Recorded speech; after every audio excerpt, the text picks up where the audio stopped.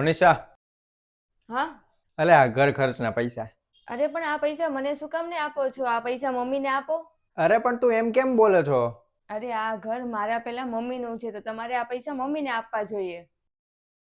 કાલ સવારે તમારા જ છોકરા તમને આવું કરે તો તમને કેવું થાય, એટલા માટે આ પૈસા લઈને મમ્મી પાસે જાઓ. હા, વાંધો નહીં. લ્યો મમ્મી, આ મહિનાના ઘર ખર્ચના પૈસા. અરે પણ એ પૈસા મનીષાને આપી દે ને, એ રાખી લે હે ઘર ખર્ચના.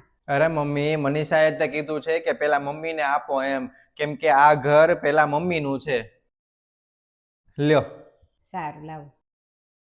મનીષા, તારે લગ્નમાં જવા માટે નવો ડ્રેસ લેવો તો ને, તો ચાલો જઈ આવીએ.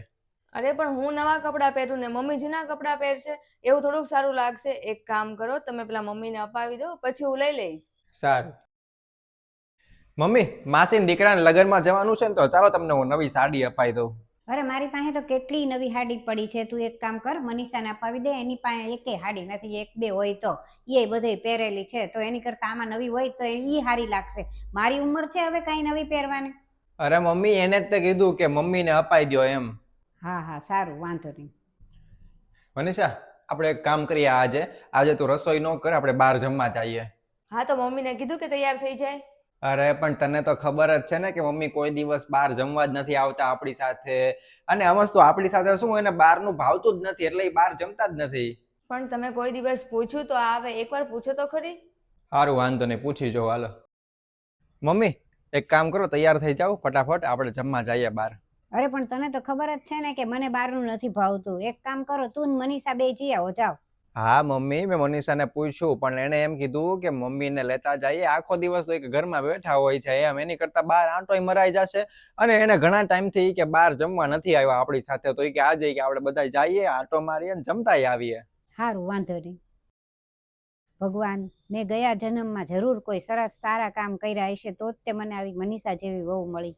અને હું તો ભગવાનને પ્રાર્થના કરું કે બધાને આવી હારી વહુ મળે. આ વિડીયો દ્વારા એટલું જ તે કહેવાનું કે દરેક ઘરમાં જો મોટાને પૂછીને બધું કામ થતું હોય ને, તો એ ઘરમાં હંમેશા સુખ ને શાંતિ આવે. અને ખાલી મોટાનું જ નહીં, મોટાએ તે એવી રીતે નાનાનું ધ્યાન રાખવું જોઈએ. નાના મોટાનું રાખે, મોટા નાનાનું ધ્યાન રાખે, તો જ તે અત્યારે સારું લાગે બધાને. અને વિડીયો દ્વારા તો ખાલી એટલું જ તે કહેવાનું છે કે આવી રીતે જો બધાય હળી મળીને રહે ને, તો ઘરમાં બહુ જ આનંદ રહે. મિત્રો, જેમ અમે આ વિડીયોમાં બતાવ્યું કે જ્યારે વ્યક્તિની ઉંમર થઈ જાય છે, એટલે કે જેમ મારા મમ્મીની ઉંમર હોય છે, ત્યારે આપણે એને બધું પૂછીએ છીએ. હું અને મનીષા અમે એને બધું પૂછીએ છીએ. તો એને શું છે, કદાચ આવવું ન આવવું, કાર્ય કરવું કે ન કરવું, એ બધી અલગ વાત છે. કોઈ વસ્તુની ખરીદી ન કરવી કે કરવી, એ બધી અલગ વાત છે. પણ પૂછવું મહત્વનું છે. જો પૂછ્યું એટલે એમને ગમ્યું, અને ગમે તો એને લાગણી પણ આવે કે ના, મને પૂછે છે. એટલે હંમેશા યાદ રાખવું કે કોઈ પણ નાનું મોટું કાર્ય હોય ને, તો એ વડીલને પૂછી લેવું, અથવા તો વડીલને વાત કરી દેવી. વાત કર્યા પછી એને શું એમ થાય કે એને ખબર રહે કે હા, મને વાતની ખબર છે. પછી પાછળથી જો ખબર પડે ને, તો એ જે લાગણી હોય છે ને, એ ઓછી થતી જાય છે. ને મને કંઈ ગણતા નથી, મને કંઈ કહેતા નથી, એવું થતું હોય છે. એટલે હંમેશા આટલું કરવું જોઈએ. બાકી તમને વિડીયો ગમ્યો હોય તો લાઈક, શેર અને કમેન્ટ કરજો.